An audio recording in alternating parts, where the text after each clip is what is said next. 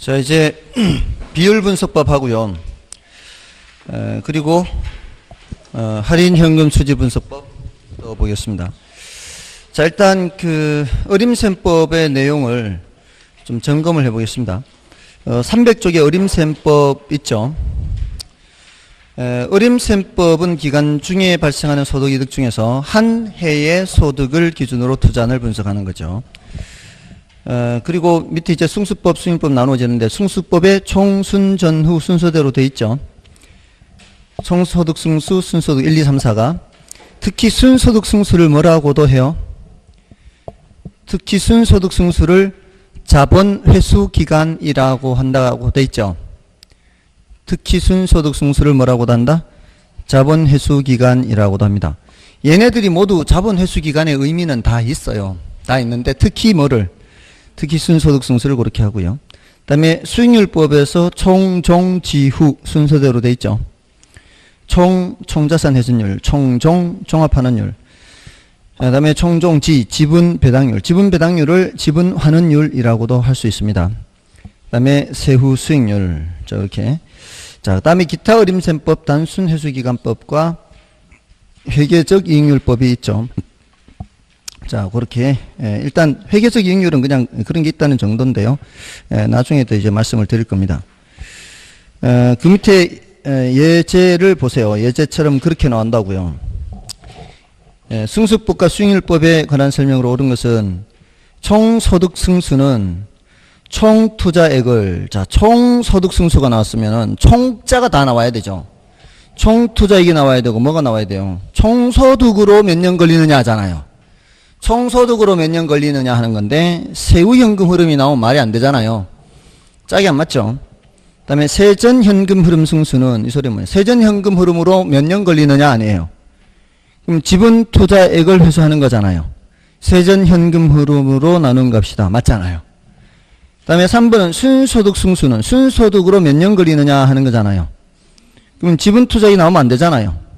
총 투자액을 순용 소득으로 나눠야 되죠. 그 다음에 세후 현금 흐름 승수라는 게 뭐예요? 세후 현금 흐름으로 몇 년 걸려요 하는 거잖아요. 그럼 지분 투자액을 세후로 나눠야 될 거 아니에요. 짝이 안 맞잖아요. 그 다음에 지분 투자 수익률은, 자, 요거는 이제 순영업 소득을 지분 투자액으로 나눈 비율이 아니고요. 지분 수익이, 지분 수익, 지분 투자 수익률이니까 지분 수익을 지분 투자액으로 나누어야 돼요. 그 지분 투자 수익률이라는 거하고 지분 배당률이라고 하는 것은 서로 달라요. 그래서 그거를 세전 현금 수지를 지분 투자액으로 나눈 비율이다 하면은 정확한 표현이 아니에요.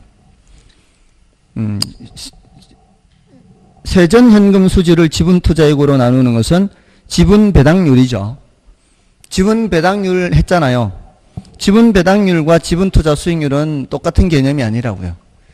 지분 투자 수익률은 우리가 지렛대 효과할 때 나오는 그런 개념이고, 지분 배당률은 세전 현금 수지 나누기 지분 투자액 할 때 지분 배당률인 거죠. 자, 이제 비율 분석법으로 가시고요. 자, 이제 비율 분석법 요거죠. 좀 전에 이제 어림셈법 했고, 비율 분석법은 비대부채예요. 비대부채. 대는 이제 대부 비율이에요. 비율 분석법은 일단 대부 비율이 있고요. 대부 비율은 동의어가 많아요. 저당 비율도 있고요. 융자 비율도 있고요. 담보 인정 비율도 있고요. 똑같은 게 많아요. 그래서 이걸 LTV 이렇게. LTV는 loan to value 이런 뜻이에요. 그래서 loan이 대출이에요. 대출. 그 다음에 to value, 가치에 대한, 이래서 이게 이제 부동산 가치분의 부채 잔금 이렇게 표현을 해요. 자, 이렇게 표현을 하는 이유는 이게 대출할 당시와 대출 이후 1년이 지난 시점, 2년이 지난 시점, 어떤 시점에 측정하느냐에 따라 이 값은 달라질 수 있거든요. 이 측정 시점에 따라 다르기 때문에 표현을 이렇게 해요. 그래서 보통 이게 60%다 그러면 어떻게 해요? 대부 비율 60%다 그러면 집값에 60% 대출해준다 이 뜻이잖아요. 이거는 언제 당시에 대출 그 승인고 심사할 당시를 기준으로 해서 60% 대출해줄 거 아니에요. 근데 대출해준 이후에 이자도 못 갚고 있고 집값은 떨어지고 이러면은 이게 100%가 넘을 수도 있어요. 그렇잖아요. 그래서 언제 측정하느냐에 따라 달라지기 때문에 지금 이런 식으로 표현을 해요. 자, 표현은 이렇게 하는데 이제 개념상으로는 이건 남의 거 비율이다 이렇게 생각하면 개념은 편해요. 남의 게 60%다 이렇게 이해하면 된다고요. 그럼 내 거는 40%가 되는 거죠. 그렇게 하는 게 훨씬 이해하기는 쉽단 말이죠. 근데 이제 표현을 이렇게 알아두고 있어야 시험 칠 때는 내 거 남의 거 이렇게 안 나오잖아요. 시험을 칠 때는 이제 저당 또는 부채장금 이런 식으로 나오니까. 됐나요? 자, 그래서 이게 같은 뜻을 갖고 있는 이제 용어들이 많아서 헷갈릴 수가 있는데 돈을 빌렸다는 뉘앙스가 있으면 다 이 LTV로 가면 돼요. 근데 조심해야 되는 게 부채 비율이에요. 부채 비율은 내 거분의 남의 거예요. 내 거분의 남의 거. 지분분의 저당 이렇게. 내 거분의 남의 거. 자, 그래서 여기 대부 비율이 60%면 남의 게 60%라는 얘기 아니에요. 그럼 내 거는 40%예요. 그러면 약분하면은 1.5가 되죠. 맞나요? 60은 40에 1.5배. 1.5는 퍼센트로는 150%예요. 1이 100%니까. 됐습니까? 자, 그러니까 대부 비율이 60%일 때 부채 비율은 150%, 1.5배예요. 대부 비율이 80%로 커지면은 남의 게 80%로 커지는 것은 이제 부채 비율은 어떻게 돼요? 내 거는 20%란 얘기죠. 20%분의 80%는 4배죠, 4배. 4배는 몇 프로? 400%예요. 그러니까 대부 비율이 커지면은 부채 비율이 커지는데 급격하게 커지죠. 부채 비율은 대부 비율과 같은 개념, 다른 개념? 다른 개념이요. 그래서 조심해야 돼요. 이게 전문가들도 실수를 해요, 간혹. 그래서 우리 시험에 부채 비율이라고 해야 되는데 대부 비율이라고 해가지고 모두 정답이 된 적도 있어요. 실수하는 거죠. 출제위원들도 순간적으로 착각한 거예요. 좋겠죠. 그러면 자, 아무튼 다른 개념이에요. 다른 개념이니까 주의를 하시고요. 요거는 사실 언제 써먹는가 하면은 지렛대 효과에서 써먹어요. 지난주에 남의 돈을 얼마나 싼 이자를 주고 빌려서 몇 배 뻥튀기 한다 하지 않았나요? 얼마나 싼 이자를 몇 배 뻥튀기 할 때 그 몇 배가 바로 이 부채 비율이에요. 남의 돈을 내 돈의 1.5배 쓴다는 뜻이고요. 남의 돈을 내 돈의 4배를 쓴다는 얘기예요. 뻥튀기 하는 4배 뻥튀기 하는 4배. 그때 쓰는 개념이 부채 비율이에요. 그러니까 부채 비율은 등장하는 것이 사실 지렛대 효과에서 등장하는 개념이에요. 여기서는 이제 대부 비율을 위주로 보면 되고요. 그 다음에 대부채에서요. 부채 감당률이고, 그 다음에 부채 감당률은 클수록 좋아요, 작을수록 좋아요? 클수록 좋죠. 부채는 누가 감당하고? 순영업소득이 감당하고. 순영업소득 나누기 부채 서비스액 이렇게 하면 되고요. 이것은 1보다 클수록 좋은 거죠. 그 다음에 대부채죠. 채무불이행률.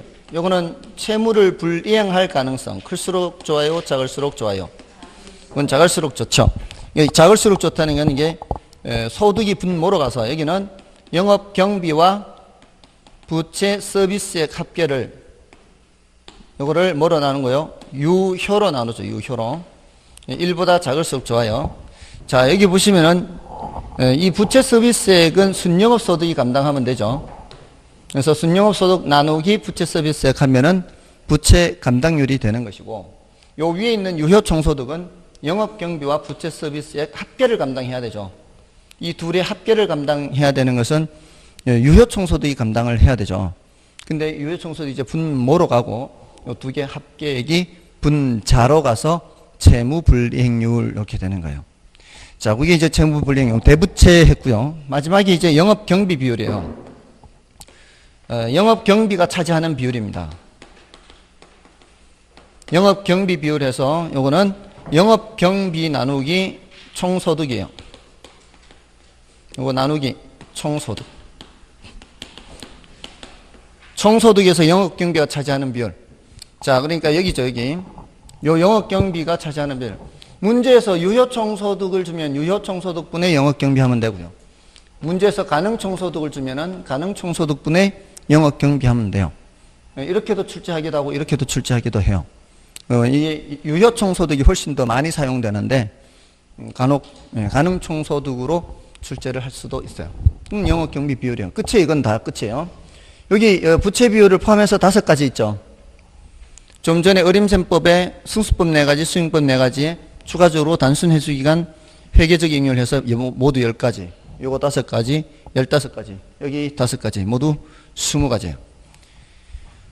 이 20가지인데 이론적으로 더 들어가는 건 요 3가지예요. 다른 것들은 그냥 공식이에요. 공식. 그러니까 더 난이도 높지는 않다 이 말이에요. 난이도가 높지 않고 그냥 단지 공식이 뿐이죠. 이거는 누가 얼마만큼 더 하느냐 안 하느냐의 차이예요. 그러니까 그걸 확실하게 공식을 기억해 두는 게 좋단 말이죠. 다만 이제 공식을 외우더라도 가능한 한 어떤 패턴을 잘 파악을 해서 외우면은 잘 안 까먹잖아요. 그러니까 승수라는 건 몇 년 걸리는가 하는 거고, 총 투자액을 회수하는데 몇 년 걸리느냐, 지분 투자액을 회수하는데 몇 년 걸리느냐, 그게 승수고, 수익률은 몇 퍼센트 버는가, 총 투자액으로 몇 퍼센트 버는 건지, 지분 투자액으로 몇 퍼센트 버는 건지, 총종지우, 총 자산회전율, 종합환원율, 지분 배당률, 세후 수익률. 그 다음에 이제 나머지 어림셈법 2가지. 됐나요? 그리고 이제 비대부채, 비율 분석법은 대부채해서 이렇게 항목들을 자꾸 이렇게 반복해서 익숙하게만 하시라는 얘기예요. 그 다음에 이제 화폐시장 가치를 고려하느냐, 고려하지 않느냐, 이거거든요. 됐나요? 자, 이제 마지막, 여기 이제 화폐시장 가치를 고려하는 이 순순에는 더 이론적으로 더 들어가야 돼요. 자, 여기서는 더 들어갈 것이 없고요. 자, 이제 순순에는 더 들어가서 보는 겁니다. 그러니까 출제가 많이 돼요, 여기서. 지금 오늘 화폐시장 가치와 관련되는 게 이게 10년 동안 한 5문제 정도 출제되죠. 화폐시장 가치가. 그리고 포트폴리오도 좀 출제가 되죠. 그리고 지금 여기 투자 분석 기법에 현금 수지 측정이 해마다 한 문제 나오죠. 지금 투자 분석 기법에서 해마다 3문제 나와요. 그럼 지금 오늘 하고 있는 게 거의 너댓 문제가 나온다는 뜻이에요. 지금 오늘 하고 있는 게 투자론에서. 자, 그 중에 이제 순현가법하고 이제 수익성지수법, 내부 순혈법이에요. 자, 순현가가 뭔지 물어요. 뜻을. 순현가는 유입현가합 빼기 유출현가합 이렇게. 들어오는 돈을 현재 가치로 바꿔서 합하고 나가는 돈을 현재 가치로 바꿔서 합하는 거예요. 그래서 그걸 빼서 계산하는데, 자, 이게 지금 현재 나가는 돈이, 주머니에서 나가는 돈이 1억이다. 지금 현재 나가는 돈이죠, 보통. 현재 나가는 돈이니까 얘는 따로 할인을 할 필요가 없어요. 근데 들어오는 돈은 언제 들어와요? 미래 들어오죠, 보통. 예를 들어 1년 후에 들어오는 돈이다. 그걸 현재 가치로 바꾸는 것은 할인하는 거잖아요. 그럴 때는 할인율이 있어야 될 거 아니에요. 할인율. 그죠? 할인하려면.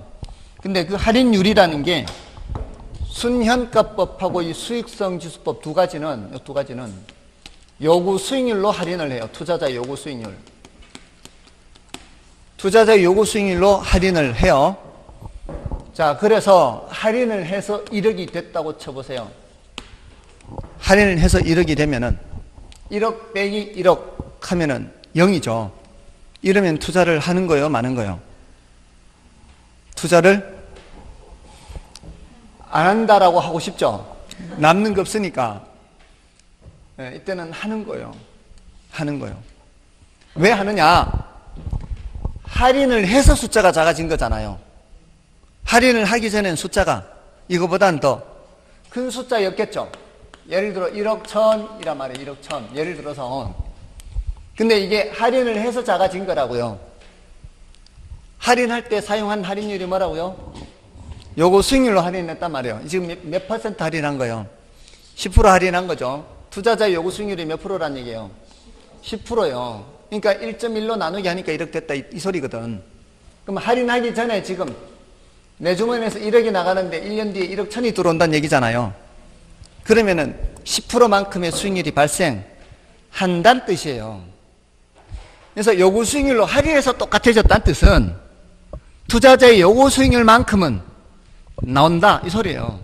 그러니까 요구 수익률만큼은 된다 이 소리라고요. 그러니까 하는 거야 안 하는 거요? 그러니까 하는 거죠. 자, 이게 0이란 얘기는 투자자의 요구 수익률이 만족된다 이 뜻이라고요. 그럼 이게 0보다 크다라는 건 뭐겠어요? 할인을 했는데도 얘가 더 크다는 것은 요구 수익률을 만족하고도 뭐 남는 게 있구나 이 뜻이죠. 그럼 이게 0보다 커도 하는 거고 0이라도 하는 거고. 이거 채택하는 채택. 이 채택 기준을 알아야 된다고요. 채택 기준. 자, 그래서 1차적으로 뭘 묻는가 하면 뜻을 물어요. 순현가가 뭐예요? 이렇게. 그러면 유입, 현가, 합 빼기 유출현가 똑같은 표현으로 이렇게 나오지는 않으시면은 미래 현금 흐름, 유입 현금 흐름에 이렇게 또는 현금 흐름, 장래 현금 흐름, 수입의 현금 흐름, 유입, 수입, 소득 이런 표현을 써요. 들어오는 돈은, 나가는 돈은 유출, 비용, 지출 이런 표현을 쓴다고요. 자, 다 공통점은 뭘로 바꿔야 돼요? 현재 가치로 바꿔야 이게 꼭 있어야 돼요. 그런데 시험에서 미래 가치 이러면 틀린다 이 말이에요. 아시겠죠? 시험에서 그렇게 지금까지 질문한 패턴을 이제 미리 말씀드린 거예요. 미래 가치가 들어가면 안 되고 뭐가 들어와야 된다고요? 현재 가치 또는 현가. 됐나요? 다음. 요 자리를 바꿔요. 요 자리를. 여기 유입 빼기 유출인데 유출 빼기 유입하면 안 될 거 아니에요. 맞아 안 해요. 이 자리를 바꾸면 안 되지. 이걸 이렇게 자리를 바꾸면 틀리는 게 있다고요. 그렇게 지문을 만들어요. 그러니까 출제하는 사람들이 어떻게 출제하는지를 미리 알고 대응을 하면 되잖아요. 그러면 훨씬 맞추기가 쉽죠. 길목을 지키는 거하고 똑같다 이 말이에요. 그 산에다가 옥로 놓을 때, 덫을 놓을 때 그 토끼나 이런 게 지나가는 길목을 이렇게 이제 해놓잖아요. 아무튼 그 다음에 이제 질문하는 게 뭔가 하면은 0보다 작으면 타당하다. 이러면 틀린다 이 말이에요. 0보다 크거나 같으면 타당하다. 자, 다음에 이건 이제 거의 다 됐어요. 이제 조금 더 이제 더 들어가서 세부적인 더 이제 난이도 높은 거 하면 되고, 여기 수익성 지수는 위에 있는 값을 그대로 이용을 해요. 위에 있는 값을 그대로 이용을 하는데 여기는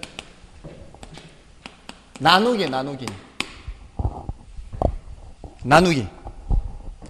자, 그러니까 이것도 똑같이 질문할 수 있겠죠. 이 자리를 분모 분자를 바꾸면 틀린 지문이 되는 거고, 이 현재 가치 자리를 미래 가치에도 틀리는 거고. 자, 대신 숫자가 달라지는 거예요. 여기는 위는 똑같으면은 앞뒤가 똑같으면은 0이 되지만 아래는 1이 되잖아요. 1보다 크거나 같으면 채택하는 거죠. 그러니까 이걸 바꿔서 질문하면 틀리는 거죠. 수익성 지수가 0보다 크거나 같으면 타당하다. 이러면 안 된다고요. 판단 기준이 되는 숫자를 그렇게 물을 때 대답을 해야 되겠죠. 다른 거 다 똑같아요.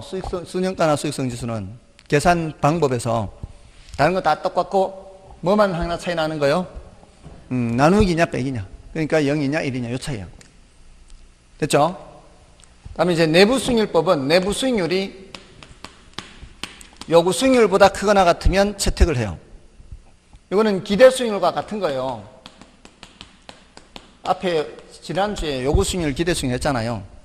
기대 수익률은 내부 수익률, 요구 수익률은 외부 수익률 했잖아요. 그 얘기 하는 거예요. 자, 근데 여기서는 이제 내부 수익률이 뭐예요? 묻는단 말이에요. 내부 수익률이 뭔지를 물으면 이거예요. 이거 내부 수익률 물으면 지금 미래 들어오는 돈을 현재 가치로 바꾸면 숫자가 작아지죠. 숫자가 작아지는데 작아지다가 내 주머니에서 나간 돈하고 똑같게 되도록 하는 할인율이 있을 거 아니에요.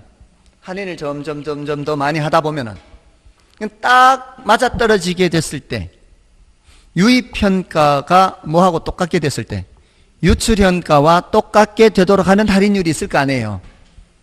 그걸 계산하라고 하는 건 아니니까 생각은 할 수 있잖아요. 이렇게. 예? 그때 할인율을 뭐라고 한다? 내부 수익률. 그러니까 유입현가가 뭐하고 같도록 유출현가와 같도록 하는 할인율. 그럼 요때는 순영가는 뭐가 되는 거예요? 순영가는 0이 되게 하는 거죠. 똑같게 되면 순영가가 요때는 0이 될 거 아니에요. 또는 수익성 지수는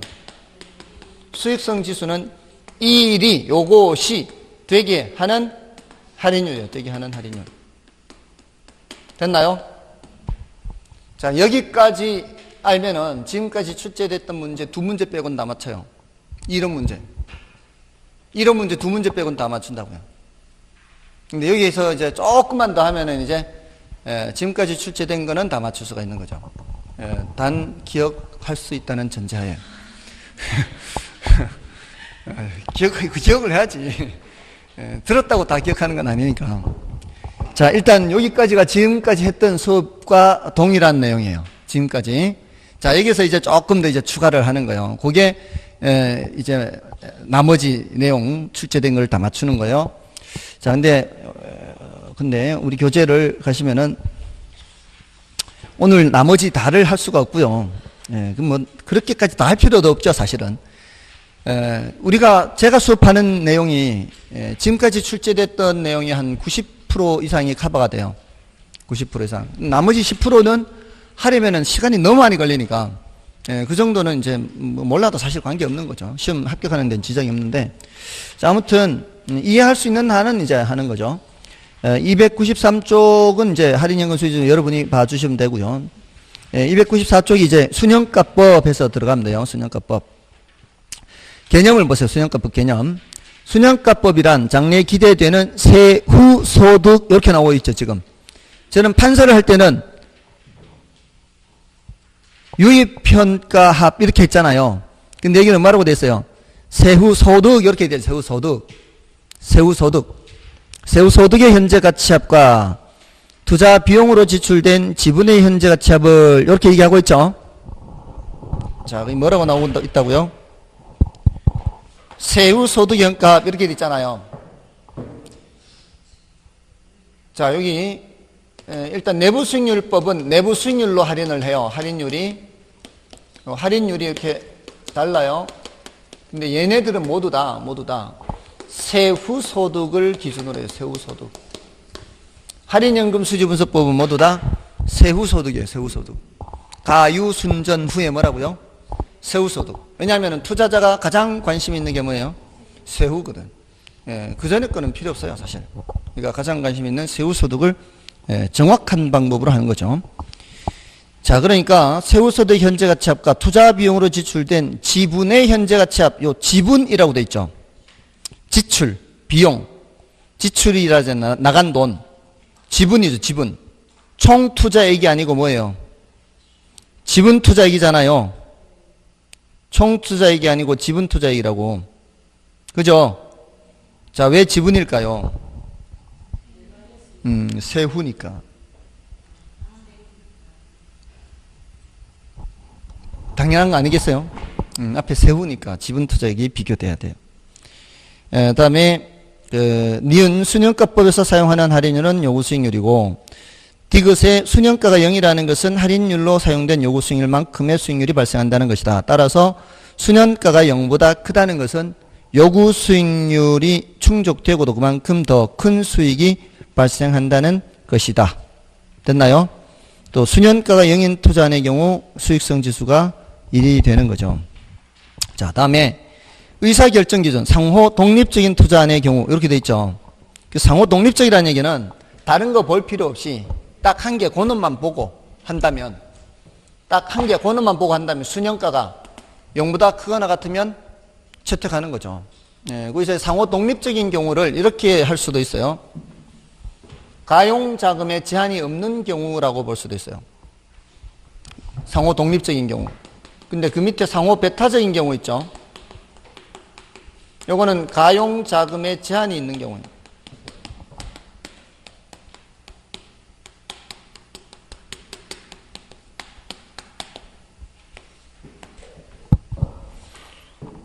배타적이라는 게 뭐예요? 두 개를 놓고 배타적이라는 얘기는 요거 하나 선택하면 저거 하나 못한다는 뜻이죠. 요걸 선택하면 요쪽은 못하고. 그래서 A, B, C 여러 가지 투자안이 있다고 보면 필요한 자금이 여기가 3천만 원, 여기가 4천만 원, 여기가 5천만 원. 이렇게 필요한 자금이. 순현가가 얘는 300, 얘는 350, 얘는 400. 자, 이렇게 돼 있다면 나한테 가용 자금이 1억이에요. 나한테 있는 돈은 1억이고 이렇게 필요한 자금들이 있는데 순현가가 다 0보다 크죠. 순현가가 다 0보다 크다라는 건 뭘 뜻한다 그랬어요? 요거 수익률을 만족하고도 이만큼 남는다는 뜻이죠. 이건 굉장히 좋은 거죠, 지금. 요거 수익률을 만족하고도 이만큼 남는다는 거는 굉장히 좋은 거죠. 자, 그러면 돈만 있으면 다 하는 게 좋지. 돈만 있으면. 근데 애석하게도 나한테 돈이 얼마밖에 없어요. 1억밖에 없어. 그러면은 요거 두 개를 하자니 얘를 선택을 못하고 7천이니까 요거 두 개를 하자니 A를 못하는 거고 A와 C를 하자니 B를 못하는 거죠. 자, 이럴 때가 바로 어떤 경우? 상호 배타적 경우예요. 상호 배타적인 경우에는 어떻게 선택을 해야 될까요? 순현가가 가장 크도록 하는 것만 선택하면 되는 거예요.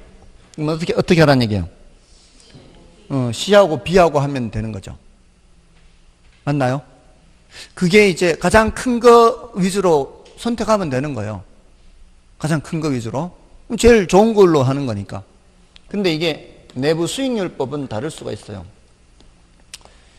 효율성 면에서 어떤 게 효율이 더 높을 것 같아요? 효율성 면에서 A가 더 높을 것 같아 보여요. A는 10%나 더 남잖아요. 얘는 8%가 더 남잖아요. 5천에 400이니까. 얘는 계산하면 8.75% 나와요. 8.75%. 어떤 게 효율성이 제일 높아요? 얘가 효율성이 제일 높고요. 그 다음은 B, 그 다음은 C. 그럼 내부 수익률법으로 예를 들어서 얘가 10%다. 8.75%다. 예를 들어 얘가 8%다. 그러면 내부 수익률법으로는 뭐를 선택하는 거예요? A하고 B하고 이렇게 하는 거죠. 이게 왜 이렇게 달라질 수 있는지 아십니까? 이게 투자 규모가 다르기 때문에. 얘가 투자 규모가 크죠. 투자 규모가 크기 때문에 금액으로 더 벌기는 더 벌어요. 금액으로 더 벌기는 더 버는데 효율 면에서는 얘가 더 높은 거죠. 맞나요? 자, 이럴 때 순현가법에 의한 의사결정은 BC로 가야 되고요. 내부 수익률법에 의한 의사결정은 A, B로 가야 되죠. 이럴 때 어떻게 해야 될까요? 다르면 순현가법을 따라가야 될까요? 네, 내부 수익률법을 따라가야 될까요? 하고 싶은 대로. 이거를 다 질문했단 말이에요. 시험에서는 순현가법에 의한 의사결정과 내부 수익률법 또는 수익성 지수법의 의사결정이 달라질 수 있다 없다? 있다. 달라질 수 있다. 자, 그럴 때 어떤 방법을 따라야 투자자의 부를 극대화하느냐? 순현가법을 따라가야 돼. 순현가법을 따라가야 투자자의 부가 극대화돼요. 이것까지 알아야 되는 거예요. 요거까지 알면은 이제 한 문제 남았어요, 이제. 지금까지 이 이론 문제에서 한 문제 남았어요. 여기까지 알면은 이제 한 문제 빼고는 다 되는 거예요. 자, 왜 그런가 하면 보세요. 지금 내가 B와 C에 투자를 하면은 부의 증대가 750 늘어나요. 효율성은 좀 떨어질 수 있죠. 요 자체만의 효율성은 떨어질 수 있어요. 좀 낮은 거 두 개니까. 근데 지금 여기는 1억 중에 9천을 쓰죠. 1,000만 원을 놀리는 상황이거든요. 1,000만 원은 어디 할 데 없잖아요. 근데 요거는 요 자체만의 효율성은 높아요. 요 자체만의 효율성은 높지만 이 3,000만 원을 놀려야 돼요. 3,000만 원이 갈 데가 없다고. 3,000만 원 놀리고 돈 650 버는 게 더 나아요. 요거 효율은 높은데 3,000만 원을 놀리는 상황이기 때문에 요걸 650 더 버는 거예요. 효율성은 높아. 7천이 나가서 650 버는 것이 효율성은 높죠. 그러면은 여기 D가 있어야지. 그럴 것 같으면 여기 D 해서 또 3천 이렇게 있어야 돼요. 그런 투자안이 없다는 뜻이에요, 지금. 그런 투자안이 없는 상황이라면 3천만 원을 놀리고 요 효율성이 높은 요거 하는 거는 결국은 3천만 원은 더 이상 추가적으로 남는 게 없는데 이 돈이 들어가는 거랑 똑같다는 얘기예요. 돈을 얼마를 놀리는 게 더 나아요? 1,000만 원 놀리면서 조금이라도 돈이 더 벌어오는 게 낫지. 이게 부의 증대가 더 되는 게 낫지. 부의 증대는 요거밖에 안 된단 말이에요. A, B 하면은. 뭔 뜻인지 아시겠어요? 투자자의 부를 극대화하는 방법은 무슨 방법으로 따라가야 돼요? 순영가법으로 따라가야 돼요. 그래야 이제 투자자의 부가 극대화된다는 거. 됐나요? 여기까지는 이제 한 문제 빼고는 다 돼요. 아시겠어요? 기억만 하세요. 시험 칠 때까지 기억하면 한 문제 빼고는 다 돼요. 자, 아무튼 자 이제 밑에 내려가셔서 의사결정 기준에 상호 독립적인 투자안의 경우는 아까 처음에 써드렸던 저 판단 기준에 따라 판단하면 되고, 상호 배타적인 투자안의 경우에는 가용 자금 범위 내에서 순영가가 가장 크도록 투자안을 선택하면 되는 거예요. 그 다음에 순영가법의 장단점에서 자 여기 이제 조금 더 난이도가 높은 거예요. 일단은 지금 니은의 투자자의 부를 극대화한다 있죠. 그리고 미음의 가치 가산성이 성립하죠. 일단 니은 미음은 기억을 해 두시고요. 가치 가산성은 이거예요. 두 개를 더 하는 거예요. 두 개를. A와 B의 합산된 순영가는 650, B와 C의 합산된 순영가는 750이죠. 근데 내부 수익률법은 그게 안 돼요. A와 B의 결합된 내부 수익률을 18.75% 이렇게 하면 안 되거든. B와 C의 결합된 내부 수익률은 16.75 이렇게 더하면 안 돼요. 더해서 2로 나누어도 안 돼. 이거는 따로 계산해야 돼. 그러니까 내부 수익률법은 계산하는 것도 불편해. 이거는 계산하는 것도 편해. 그냥 더하기만 하면 되니까. 그게 가치 가산성이라고 해요. 가산성. 덧셈 한단 말이에요. 덧셈. 덧셈에서 성립한단 말이에요. 얘는 덧셈에서 성립하지 않고. 이런 점에서 여러 가지 측면에서 순영가법이 다른 방법보다 더 우수한 방법이다라고 얘기를 해요. 투자자의 부도 극대화하고 쉽기도 하고. 됐나요? 자, 그게 이제 일단 그 두 개 하고요. 그 디귿의 복수의 문제라든가 리얼의 복수의 문제는 아직 한 번도 출제된 적은 없고요. 그다음에 리얼의 재투자 수익률로 요구 수익률을 가정하는 거. 요거는 이제 출제는 됐는데 요게 이제 더 우수한 점이에요. 그게 내부 수익률법에 비해서.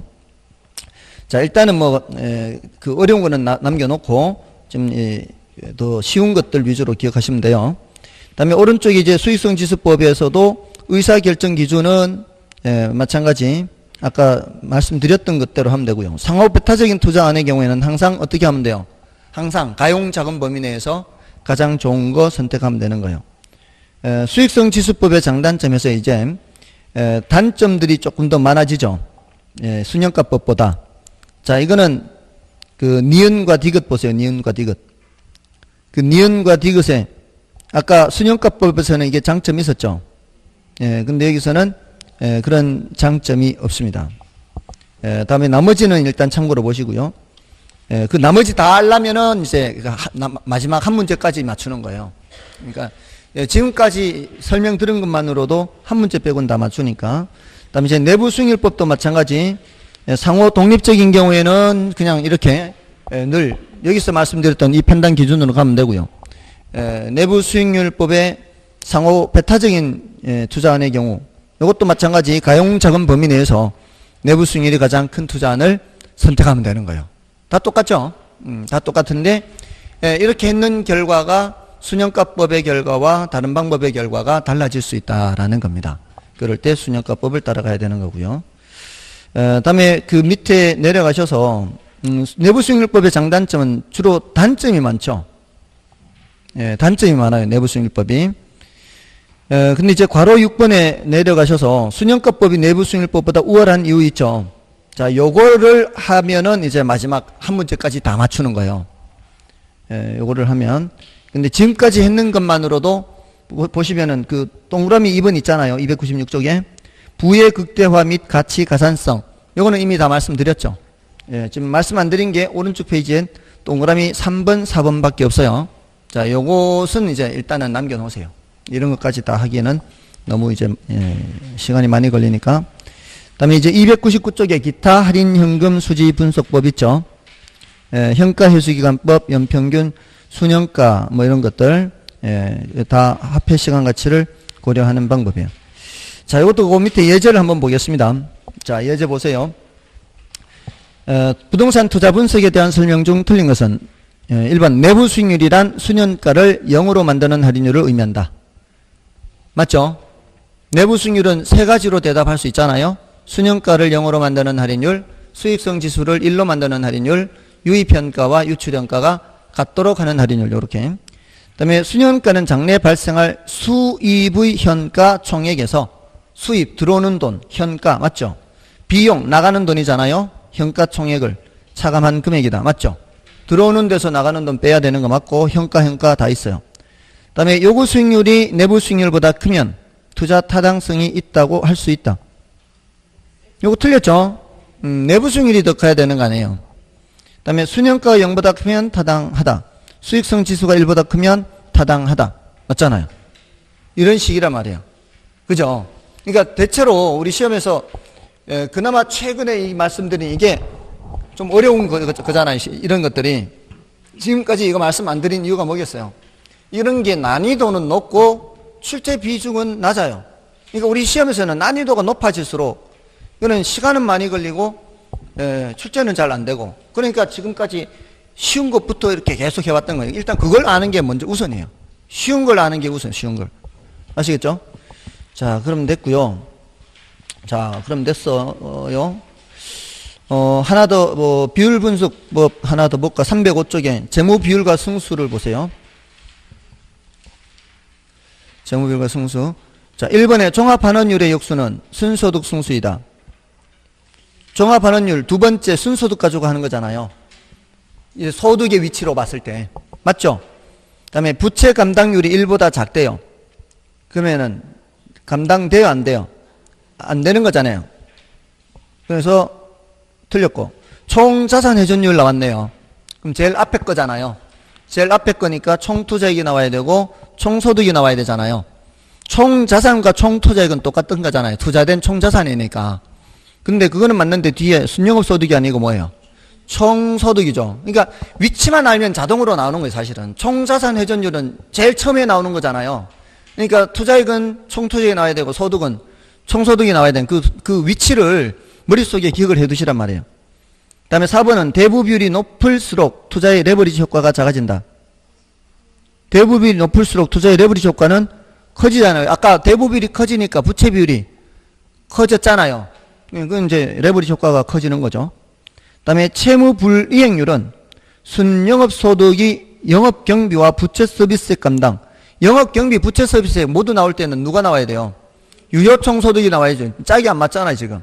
순영업소득이 나올 때는 부채 서비스액만 나오면 되는데 그거는 부채 감당률에서 하는 거고 채무 불이행률은 유효총소득하고 영업경비, 부채 서비스 합계를 따지는 거잖아요. 맞나요?